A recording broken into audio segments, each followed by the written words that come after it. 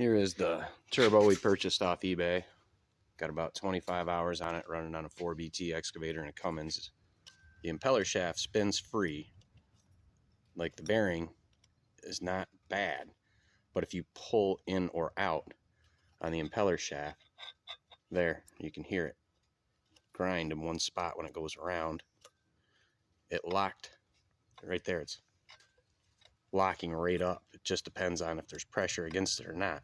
So it worked fine for a while, but the other day while running the machine, it came to just a loud screech and put the machine under heavy load. You could tell it was a turbo issue.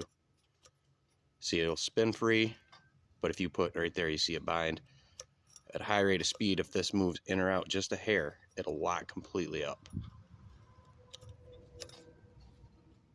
It had some aluminum shavings off the impeller shaft, not very many because we shut it down immediately, were found right here. And as I said, the air filter, air tube was all cleaned previously to this turbo being put on. It does not have an aftercooler on this Cummins 4BT. Well, it does, but it's internal in the engine, and there are no signs of problems from it. So, like I say, you can hear that when I turn it.